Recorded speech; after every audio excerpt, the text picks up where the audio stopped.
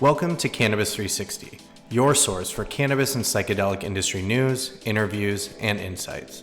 Visit canna360.ca and sign up to receive free access to the entire Cannabis 360 catalog. My name is Jenna Perry, and I'm the Manager of Customer Success at Spiffy. I work with many retailers across Canada to help them increase their education for their teams and help them sell more products thanks to product knowledge. So I'm joined here today by Tamara and Elliot. Thank you so much for joining me today. I'll pass it over to each of you, and maybe you could give us an introduction, starting with you, Tamara. Hi, everyone. I'm really happy to be here with you all today. My name is Tamara Lilien. I am a cannabis educator and sommelier. My background's in academic healthcare, and in 2018, I transitioned into the cannabis space. Since then, I have become a level 2 cannabis sommelier, a certified interpreter, a certified cannabis educator through Michener Institute, and in 2018, I was selected from 25,000 applicants to sit on the world's only cannabis curation committee, where I was actually paid to smoke and evaluate cannabis. Since then, I started my own company, Canna Lilien Consulting, and I have also taken on the role of head of education over at CanCell. So lots on the go, and please reach out. And I love collaborating. I'm a firm believer that a rising tide raises all ships. So we're much better collaborating than we are competing. Thanks, Tamara. My name is Elliot Galbraith. I'm currently working at Canna Cabana as a category buyer, which is still a fairly new position for me. I started out in the legal cannabis world when there was only a handful of stores in Toronto. There's only 5 of them. And I worked at the Yonge Street location back when it was a franchise. And I started off as an assistant manager.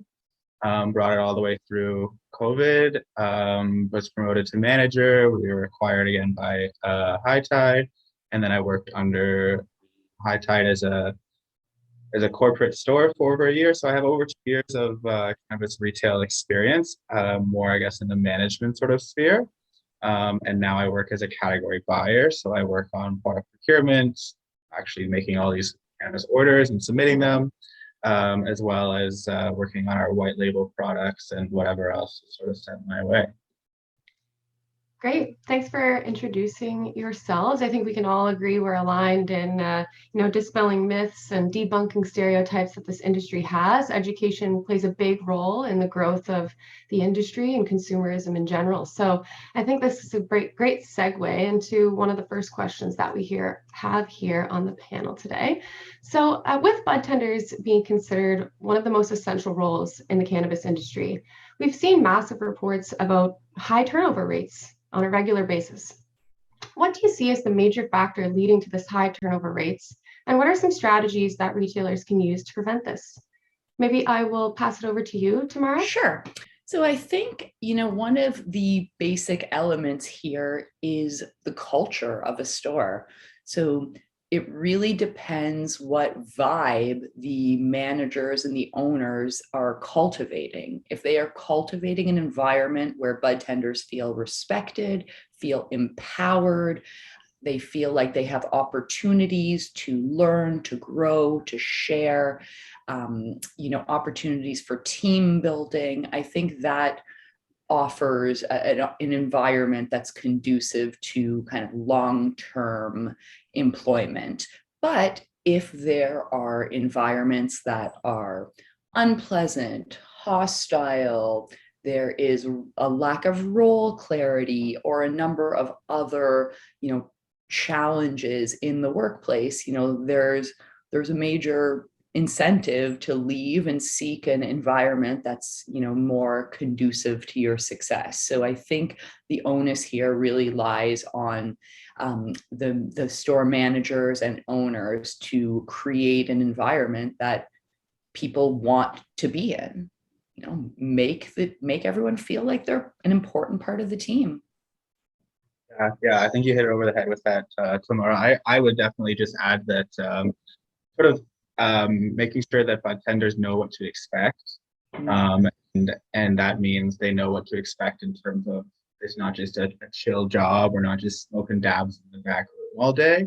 It's, you're kind of a little bit of a pharmacist, you're a little bit of a bartender kind of person, you're a little bit of a lot of things, as well as almost like a security guard and an ID checker and all the other things that go along with being in like a very controlled environment. So I think a lot of people, they will apply for a cannabis retail job thinking, that it is that chill job. And then they get there and they realize, well, oh my goodness, assholes buy weed too. Unfortunately, people come in and having a bad day, and that's just going to happen. Nobody can really control that. So, sort of making sure they understand what to expect, as well as, the reality is that it is a retail job. And I don't think that the cannabis retail industry has a higher turnover rate than a regular retail sector might. I'm not looking at the numbers or anything, but I would assume so. I think it's an extremely high touch product. We're asking quite a bit of budtenders, that we ask them basically to consume or know everything in the store, which given their pay and given just the way the world works, it's not realistic to do that. I think that a lot of people will sort of become overwhelmed very quickly and drop out that way. But I also don't even see it as that big of an issue. Like when I was looking back at my last just year of being a manager, like, some people, they're only there for the summer, they're going back to university, or they got their dream job very luckily and, they wanted to do that, or, they were promoted and changed to a different store or something, from budtender to a key leader or so on. And so I think that it's a very natural part of the industry. And I think that the biggest issue is just that we're asking too much of budtenders given what they're sort of being given in return, and we need to sort of manage patients that they have coming in and real getting into.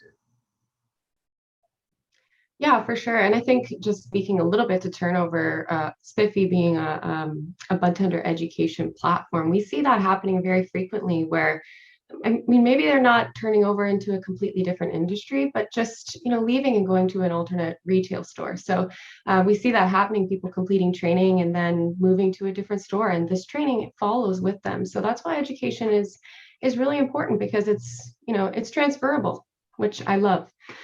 So I'm just going to continue moving on here. And budtenders are just so influential in our industry. And I mean, education is considered really critical to not only helping customers find the right product, but also helping budtenders to feel valued and keep them engaged, much like you said, Tamara. So what are some educational tools that you have found useful for helping budtenders stay informed and up to date? Tamara, would you like to lead this one in?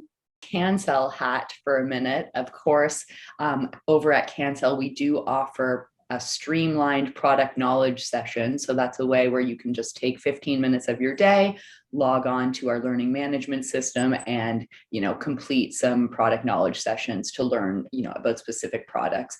Beyond that, I would say a great way to learn is to engage with the budtender community. So whether you are joining High Buds Club, the Budtenders Association, chatting with groups on Reddit, maybe you're a member of Tether. So there are a lot of different ways where you can kind of share this intra-industry knowledge. And I think that that's a really powerful way to learn because it's context specific. So when you're learning from someone who's in the same position as you, they have insights that someone like me, for example, as a cannabis educator, just isn't privy to. So I think that's a big part of it, really learning from each other. Beyond that, there are lots of experts out there. So two people that I'll just give a shout out to who both have their PhD in cannabis medicine, Miyabi Shields and Riley Kirk, who are online, they have a podcast, etc. They're young, they speak in a really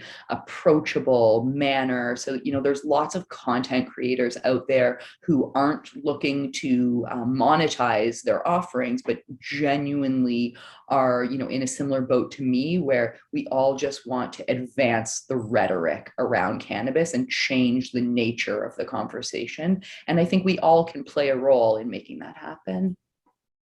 Yeah. Elliot, did you have anything to add to that? Yeah, I mean, for myself, I definitely agree. There's some great resources out there. Um, Staying up to date is tough when there's like hundreds of new products in every province every month, pretty much. At least when the provincial boards are functioning as they're supposed to. And yeah, I think for myself, what was most helpful is just creating that culture in the store of curiosity. So, if I go buy a 3.5 grams of something, I'm going to open it and I'm going to share it and I'm going to, talk to them about it and vice versa.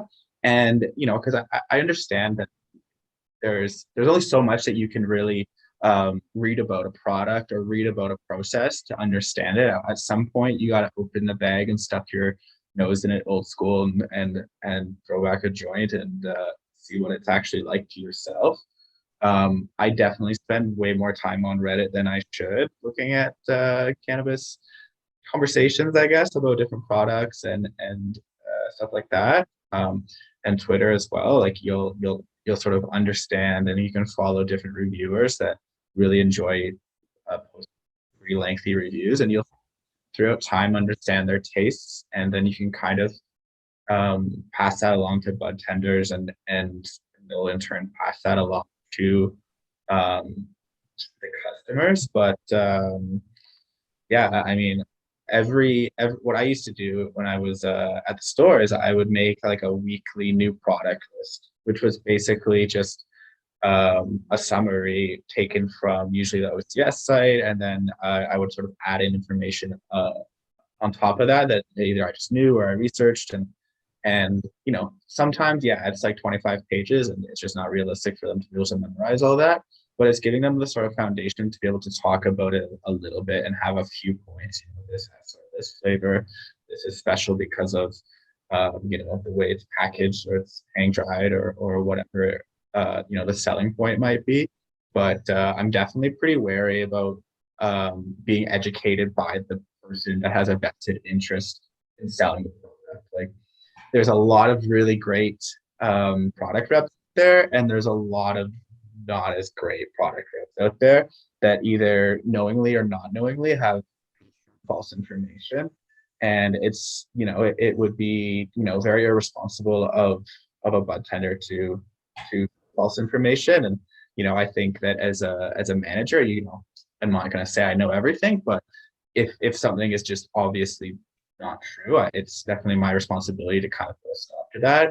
But then also, you want to be able to have all those selling points. So it's really has to be a culture of curiosity that you have, and something that's interesting. And I think that it starts with who you're hiring and getting like-minded people that are just interested in it, in the product, and they want to try all these new things, and they want to learn more, and they want to learn about the genetics and how it's grown, and going from there is going to just create a conversation that's ongoing in a store environment.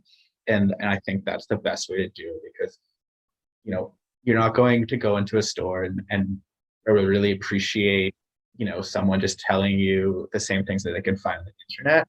But when you can tell somebody really loves the product and has tried it themselves and has an experience with it, they're like, oh, I ate that and it made me really giggly, not at all tired, really hungry. Like that's great, right? But you're not going to quite get that with looking at a website or something like that. Just to drive home one of Elliot's points, I think when it comes down to it, the best possible teacher is the plant. Absolutely, the plant. And like I grow as well. I'm a bit of a ACMPR grow, and I do that for a while. And just what I've learned about the cannabis consume from growing it is amazing. Like I'm one of those people that thinks everybody should grow, but it's not realistic. But yeah, letting the plant teach you, and letting also realizing that everything is subjective, right? So for example, Carmel Animal Face, one of the most popular SKUs on the market, it's just not for me. It just hits me wrong. I just don't like the high, but of course I'm gonna like make sure it's in every store that I can buy for, because it's a very popular product and most people enjoy it.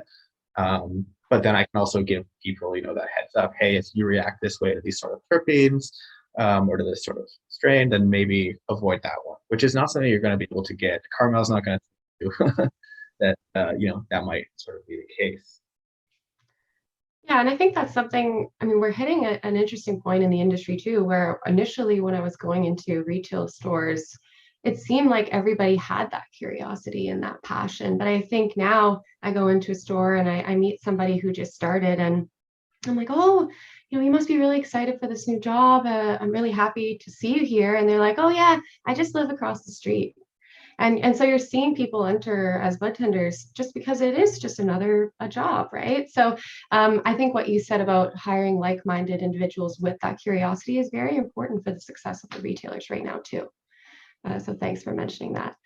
So to dive a little bit further into education, a strategy often used by retailers is to work with license holders and cannabis brands to host product knowledge or PK sessions. How effective has this approach been in terms of engaging budtenders? And what can retailers do to ensure the full benefits of these activations are being realized for both the brand and the budtender? Elliot, would you like to lead this one in? Mostly, I mean, honestly, because I find that it's really impossible to coordinate. I can't ask my budtenders, and I won't ask my budtenders to do something they're not being paid for. I don't think that's really a good idea, or legal for that matter. But and then the stores are just where I was just a little bit too busy to be able to pull people in the back and have them pay attention and stuff like that. And then it stems back to what I said before. Like, they have an agenda, right? Their agenda is to push that product. They have their own KPIs to hit. Their goal is not to make you the best budtender in the world. Their goal is to sell the product. And I think that if you have a store that's just sort of regurgitating what a producer is telling them, it's not necessarily going to be the best information for the customer, and your customers aren't going to be as happy as they should be, because they're not getting really that firsthand knowledge, and I appreciate when they're like offer to buy us lunch and do things like that, but I don't think that in my experience there's really a great space to do product knowledge with a retail store, just because I don't think it's fair to the budtenders or the organization of the store, which has to come first. We can't have just a line up down the street because we're sitting in the back with XLP talking about what makes their product different. And then also what I said before is I just have had too many instances where reps are just not very knowledgeable. I think a lot of them come from the alcohol world, and it was an easy transition, they might have thought, to the cannabis sphere, but cannabis is super high touch. You really have to be in the culture and consuming it and living to be able to really talk about it. I think that a lot of reps are sort of shortfalling in that area, but there are still some good ways to educate budtenders. Like I've had them just sort of like drop off sort of like pamphlets, information that we can read on our own time when there's a moment, and stuff like that. Or I've even had budtenders reach out email to different producers. I had a budtender reach out to all the different craft producers on the OCS and just ask them, hey, what makes your product different? Why should we pay $45 for your 3.5 grams of flour? What's so great about that? And you'll often get the CEO or the master grower or somebody responding, which is amazing. But I just haven't logistically ever been able to find an opportunity to do a good product knowledge session, as well as, of course, like COVID made that a little bit more difficult. But yeah, what do you think, Tamara? I frequently hear from budtenders how frustrating it is to be simultaneously expected to maintain all their responsibilities on the floor while learning. So, product rep comes in, manager communicates, you need to listen to what this person has to say, but you still have customers coming in, you still have inventory, whatever else you're managing. So, the human brain just can't absorb information when, there's multiple things being thrown at it.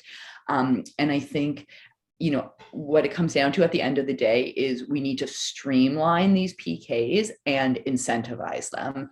And I hate to mention this again, but platforms like Cancel offer a great opportunity to do that, where these PKs are incentivized, they're short, people can do them in their spare time. You're only asking for 15 minutes, so it's not a huge ask.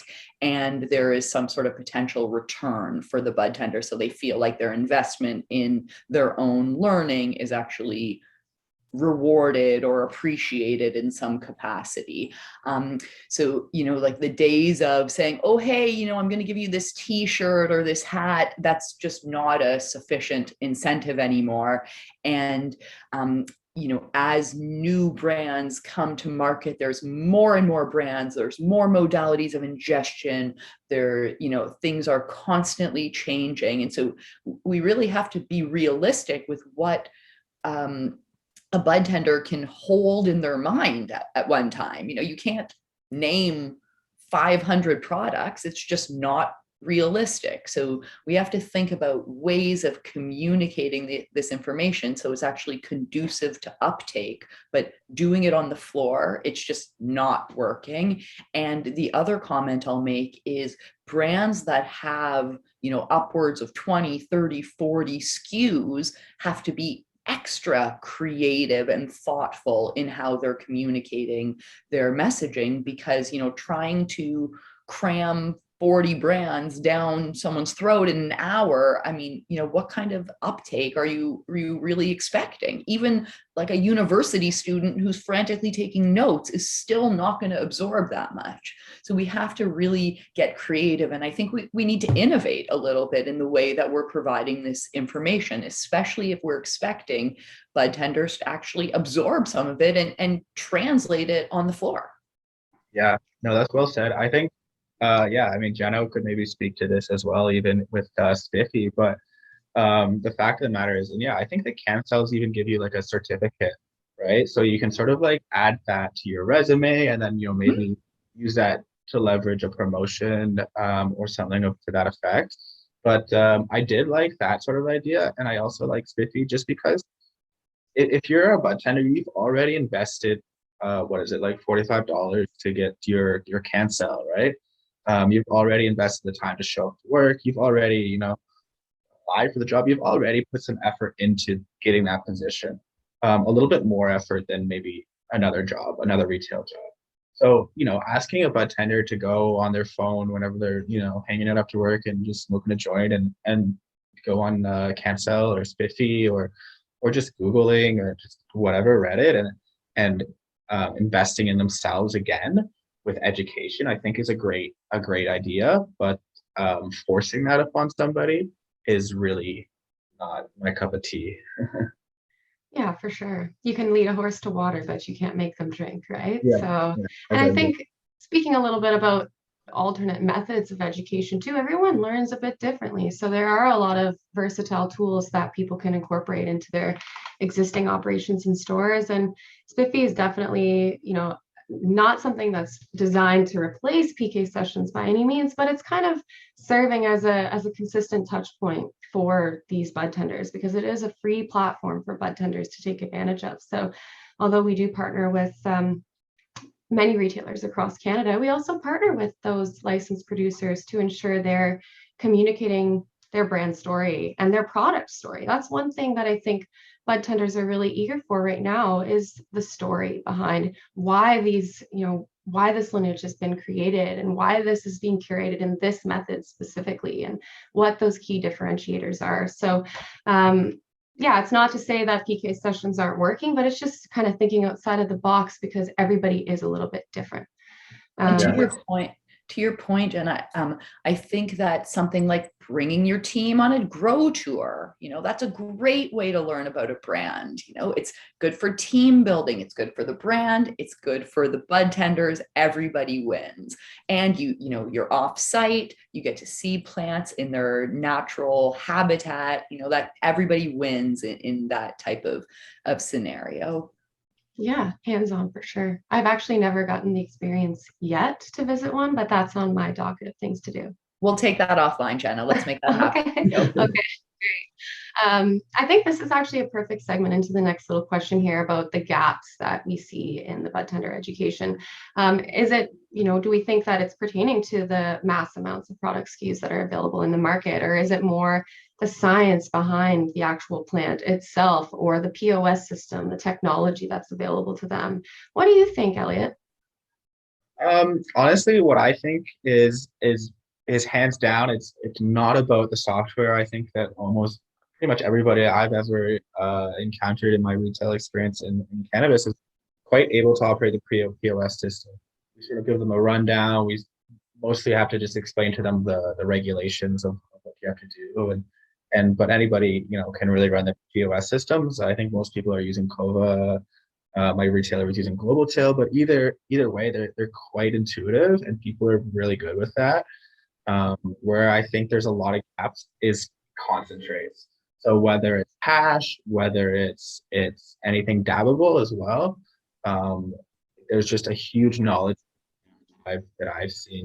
I think it comes from sort of the kind of person that is going to apply to be working for not that much money at a retail store is maybe not able to afford a rig and that whole setup, and maybe doesn't really want to, or it's just it's not the easiest thing to find somebody that's really into smoking and consuming concentrates and has that sort of knowledge. I mean, I remember I used to make information sheets, and it would start off pretty basic. It's like, what is chatter? How do you make? What's the difference between resin and rosin? Like, oh my goodness, like we can't mix that up, right? It's a totally different product, but it's so easy for budtenders to mix that up, especially when you're asked to know about 600 different SKUs in the store. The concentrate section is a lot smaller than the pre-roll and the flower section, so it kind of gets swept under the rug a little bit sometimes. And so I found that that's a really hard one to get people onto, as well as like hash is just it's frustrating because it's hard to find people that are very passionate about hash, but people that are passionate about hash are super nitpicky, and they will tell you about how, like, back in the day, like, their dealer used to sell them 3 ounces of hash for $4 and like mow their lawn as well. And like, this is and you're like, okay, cool, like this is soft, this is hard, but how does it get that way and stuff like that. So I think that's been one of the biggest knowledge gaps. Yeah, Tamara, what do you think? This question, I really struggle with it. And I think the reason why is because I take issue with the expectations that are placed on budtenders and how much they're being expected to know. They're in an entry level position where they're largely making minimum wage. Imagine going into Starbucks and asking the barista a million questions about the coffee beans. Where were they harvested? How long did it take to harvest them? Other details, or going into the LCBO and asking someone a million questions about grapes. Realistically, it's not quite fair to expect budtenders to be cannabis educators, essentially, and to know everything there is to know about plants, science, safety, the million products on the market, the modalities of ingestion, the way cannabis affects our body differently. Of course, they have to have foundational knowledge. That's critical. But where do we draw the line where we just say it's just not reasonable to expect people who are earning something that resembles minimum wage to be the ones responsible for educating the general public en masse around cannabis, especially when we're introducing products like transdermals and suppositories into stores that are by nature medical products, but we're telling budtenders that they cannot speak about any medical components of things. So, they're really caught between a rock and a hard place. And I think that's a challenge in the industry that is going to continue to persist unless a larger regulatory body kind of takes on the task of educating the general public, not only about basic cannabis 101, but also around the parameters of the budtender role. Did you know budtenders are not allowed to talk about your medical issues? I mean, maybe if we inform the general public of that, they wouldn't be verbally abusing our budtenders when the budtenders have to say, gee, sorry, I'm not allowed to really tell you if that specific product is going to help you sleep. Nor is it an appropriate thing to be asking, someone in that position. So it's a really challenging role that budtenders find themselves in, where they're entry level, they have foundational knowledge, but what's being asked of them is far in excess of what they're being compensated for. Yeah, it's like nobody asks someone stocking shelves at the grocery store if this food is going to help their medical issue, right? Whereas in my time budtending, I think I got more questions about I want something to knock me out, or I want something that doesn't give me the munchies and stuff like that. And I think that you're seeing a lot more of that being heard from the LPs as well, and they're getting a little bit nifty and naming their things like night night or something like that, which is like pretty like wink wink nudge nudge. Can't say this one's gonna make you pass out, but this one's called like whatever it's called, right? Which is great, and it's a little bit of a cheat way to do it, but yeah, absolutely. I mean, there's definitely been customers that have been quite irate. Asking for medical advice, and we're just I can't, and nor should you come to me for medical advice. How many years ago was I basically considered a criminal for selling cannabis, and now you're asking me for medical advice? Holy cow, this is crazy. It's like the fact that pretty much I would assume every cannabis retail store is going to have CBD oil. Well, that's not a recreational product. Like no one will have a CBD oil party, right? And I always would joke like, man, these CBD oil companies, they got to like give some extra kickback to these stores, because we need like sometimes like 30 minutes to talk to a customer about it, about the dosing, about how much they need. And we're like, I don't know how much you need. Like start low, go slow, and go up from there. But, I think that people are asking, cannabis is great. I love cannabis. That's why I'm here, right? But you can't expect it to do everything for everybody, and you can't expect every budtender to know every sort of nuance about it. So I think budtenders do a great job, and there's very few of them that I think just don't try. I think a lot of them are trying quite hard to get the customer with the information that they need to know, but the customer is maybe not able to sort of put themselves in the budtender shoes. And they're also not able to understand, like, the legality of everything. A lot of people think, oh, weed is legal, it's just legal. Well, I mean, there's a lot more penalties against cannabis after legalization than there was before legalization, And so it's kind of a double-edged sword. Yeah, I think both of you had a lot to say, a lot of great things to say. And I just want to add in, Spiffy being nationwide, we get a lot of different perspectives because we're not solely focused on those provinces where it is privately owned retailers. So I know on the East Coast, it operates a little bit differently because it is like a government operation. And with those, we see every store having an in-store educator, that's their sole role. And I think that there's no one story or one size fits all for Canada, but I think there are these playbooks that if there was a bit more transparency and communication amongst those industry professionals, we could say, hey, this really works, and let's adopt that and give it a try, because like you said, there's a lot to educate consumers on, and if we work together, like that's the primary goal here is removing the stigma from these consumers, and if we can work together, we can definitely do that. So thanks for your input there. There was actually a recreational cannabis store in Toronto. I'm not gonna say the name of it, but they have actual pharmacists on staff, which I guess gives them the ability to actually talk about medical stuff, which I thought was really unique and probably didn't make a lot of financial sense. But I definitely hear a lot of people saying like almost every cannabis user is actually a medical user, even if they're a recreational user. You know what I mean? I smoke cannabis every day for sure, and a lot of that is me like wanting to sort of relax and have a good sleep, and that's that can be medical or it's not just about getting really high and watching Trailer Park Boys or I think, the more steps we can take to manage customer expectations, I think that there's two sides of the coin. The first side is how can we empower budtenders and give them as much knowledge, skills, and experience to get them to excel in their role and be empowered in their role.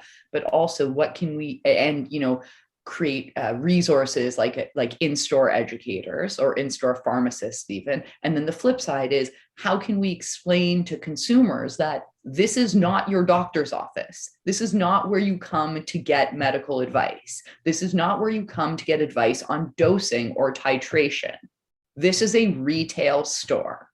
If you want to learn, here are some resources that you can go to seek out information. But it's grossly unreasonable to suggest or to think that it's the responsibility of budtenders to educate the general public around every single thing to do with cannabis. It's unfair and it's unreasonable. Absolutely. I think there's a lack of accessibility to medical cannabis now that recreation is so big as well. I think that I've seen a lot of people get year-old package day medical product because LPs are seeing that the money's not as free flowing in medical as it is in recreational, so they're going to send all their good stuff to the recreational side of things, and that just puts the brunt of this again on the poor budtenders. They're getting hit with the short end of the. Yeah, and I think just to kind of wrap that one up, I recently went through the process of what is it like to get a medicinal license to purchase. And honestly, the experience, I was very in the dark. I have a lot of personal information, like knowledge already on cannabis, but if that was my first experience learning about this option that's available to me, the doctors didn't explain very much. It was the standard sativa indica talk, not a lot of terpene discussions. Quite frankly, they didn't even discuss terpenes with me. So there's still a lot of areas that are taboo, even though it is a legal industry, and we're kind of working through those right now. But hopefully, we can get there soon. One of my best friends, forget exactly her title, but she works with sort of seniors, and a lot of it has to do with pain and mobility and stuff like that. And she's not allowed to really recommend cannabis because it's been prohibited for so long that they don't quite have the data to be able to say, definitively, you can do this and this is the dosage and blah blah blah. This is going to work for you because of X. It's coming for sure, but it's just going to take a little bit sort of like of another push, much like feminism. Like you're going to have waves of legalization and it's going to get better, and we're going to understand what the actual needs are as we go and have conversations like this. But we need to see some real systemic change, even, in medical schools. Every single medical school around the world should be teaching about the endocannabinoid system, should be teaching about basic dosing, titration, the implications for different modalities of ingestion, etc. I recently had an experience where I was, seeing a lot of doctors, and I was asking, are these products contraindicated with cannabis, or, what cannabis products do you recommend? And they just didn't have a clue. Thankfully, I was able to, get the information I needed to make informed decisions. But I imagine that most other people in that situation would have said, okay, I guess I'm going to load up on opioids because there's nobody to help me, make decisions around how I can use plant-based medicine as my first line of treatment. Yeah, absolutely. I remember when I was in university, I had a doctor suggest I quote unquote smoke like half a joint.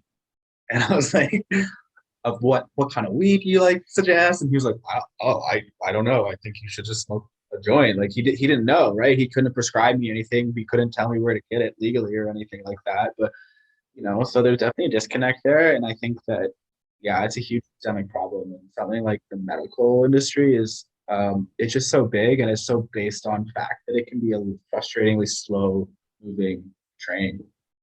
So isn't it hilarious that we are expecting budtenders to know information that physicians do not know?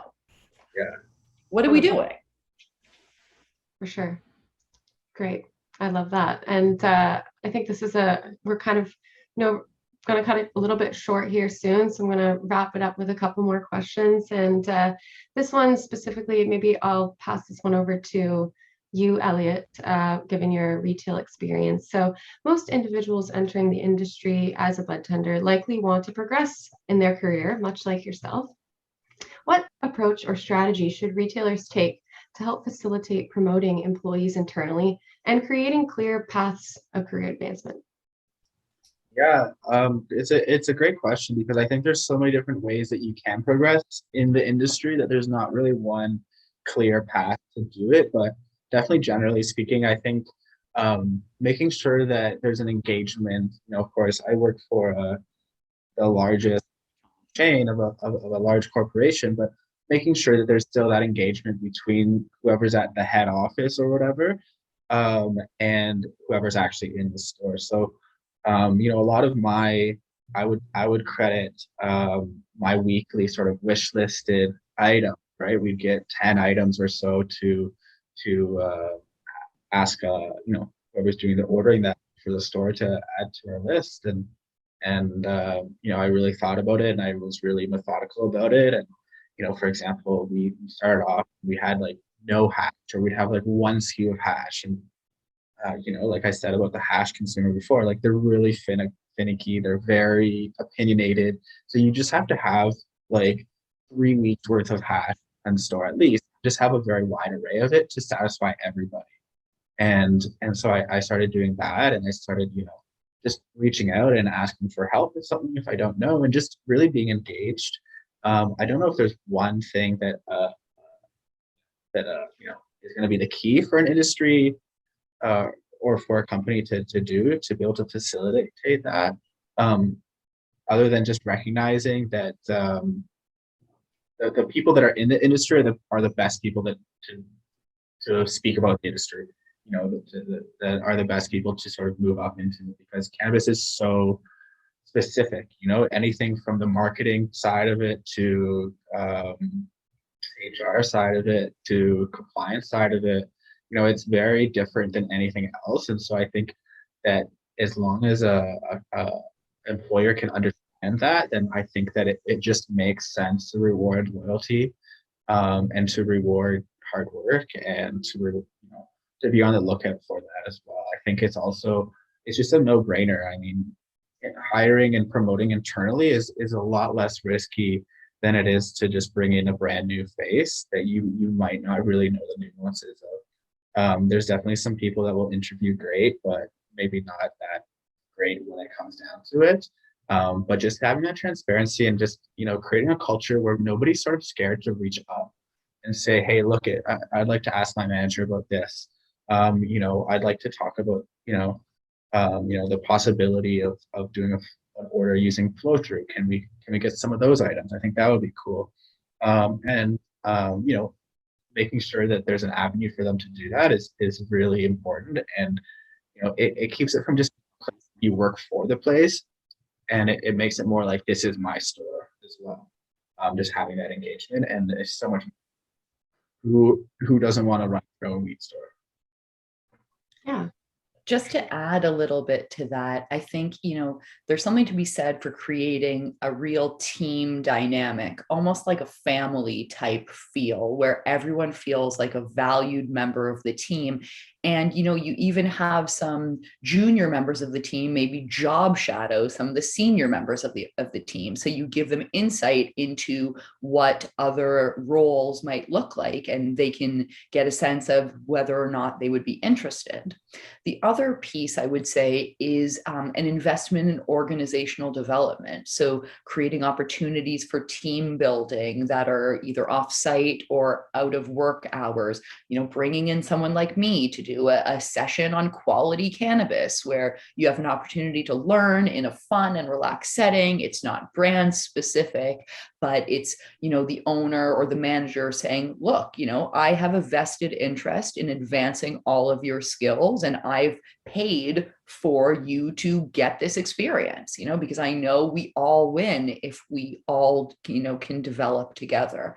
So I think there's a number of different strategies, but to not acknowledge or be aware of the fact that most people who are in entry level positions are interested in moving up the ladder is really short-sighted. Yeah, absolutely. And I think most of the day for a budtender specifically is kind of a repetitive. They're having the same conversation. Hey, how's it going? Can I see your ID? What are you looking for today? What can I help you with? We have this great promotion on right now. So what I used to enjoy doing is, trying to check up on them and sort of meet them where they are. And sometimes they feel like, I don't know, I'm kind of bored. So, let's teach you this. Let's get you in the vault. Let's get you counting inventory in the morning.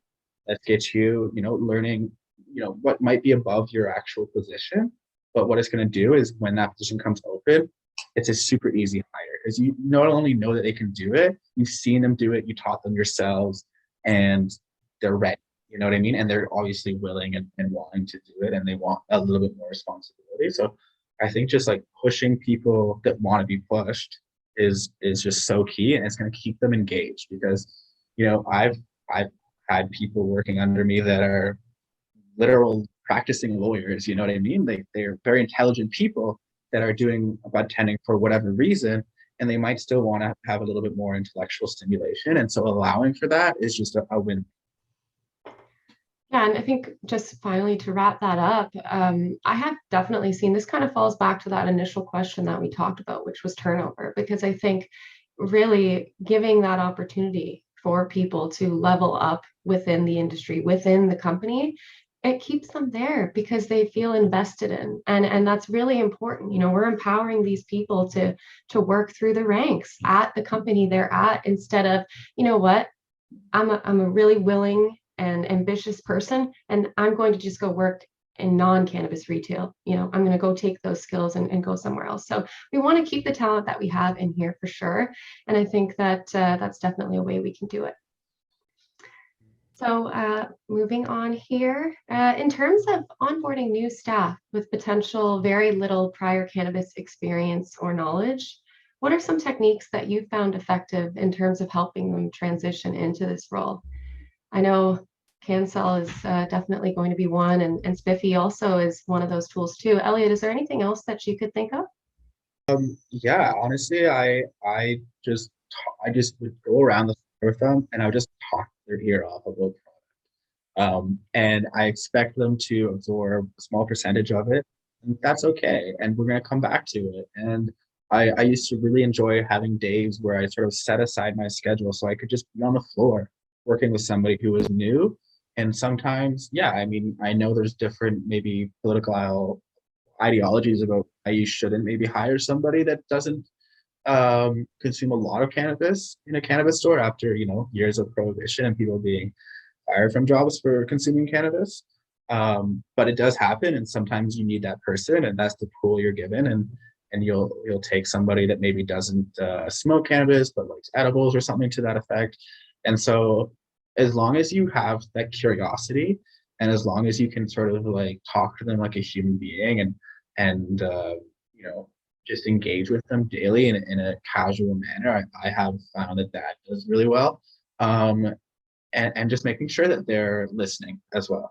So much it goes on in a store just by eavesdropping the other budtenders, other conversations, and even a lot of customers. Like there's a lot of people that buy cannabis, know a lot about cannabis, and hearing their feedback, or even just, I used to love to say, why did you love this? Tell me about it, because I can't smoke every single SKU in the store. So tell me what you loved about this. Why do you keep buying this product and spending your money on the same thing over and over again? And we can kind of learn about the person, and then what they like about it, and then match that to the customer, right? So if someone's going to come in and say, oh, I really want something high in this terpene, well, they might not know as well what high in that terpene, and that's okay, as long as they're willing to have that curious mind and to be able to go behind the computer and maybe search it up if they have to. That's, I think, totally acceptable and totally basic, but you just have to sort of talk. I don't really know how else to say that, and just sort of explain it to them. I mean, I'll just add that, especially for people who don't consume cannabis at all, because you don't have to consume cannabis in any form to work in the industry. The plant remains the best teacher. So getting hands-on, I always tell people, if you never going to smoke a joint in your whole life, that's cool, but dry inhale some joints. You can still taste terpenes without smoking. You can go to a grow facility and learn all about plants and see plants in their natural habitat and really foster and feed that curiosity that Elliot was speaking to. So, there's lots of ways of fostering that interest and that desire for more education, more learning in the bud tender. And I think it starts with the plant, irrespective of your level of consumption or your preferences.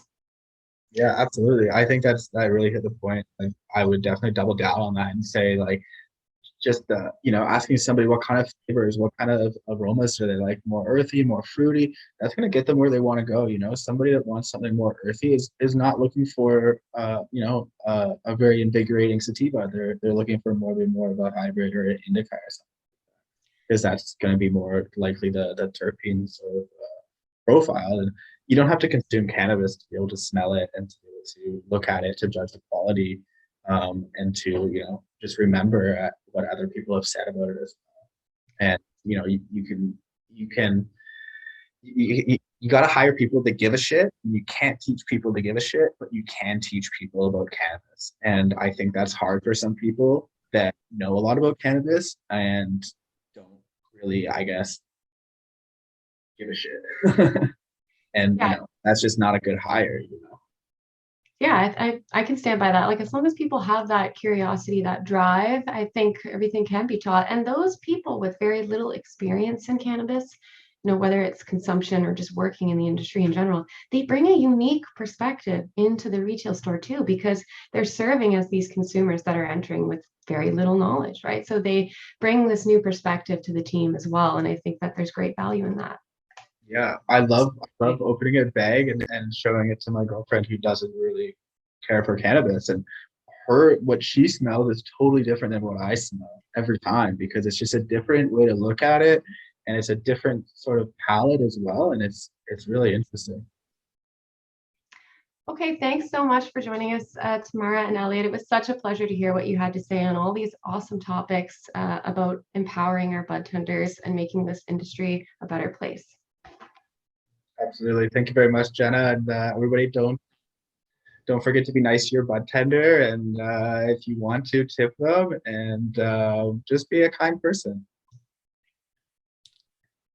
Thanks so much for having me. And I echo Elliot's sentiments 100%. And I also just want to say kudos to all the bud tenders out there, because you are doing incredibly important work and you matter so much. Your opinions matter, your perspectives matter, and any way that we can elevate you, that's part of our job. So we're here for you.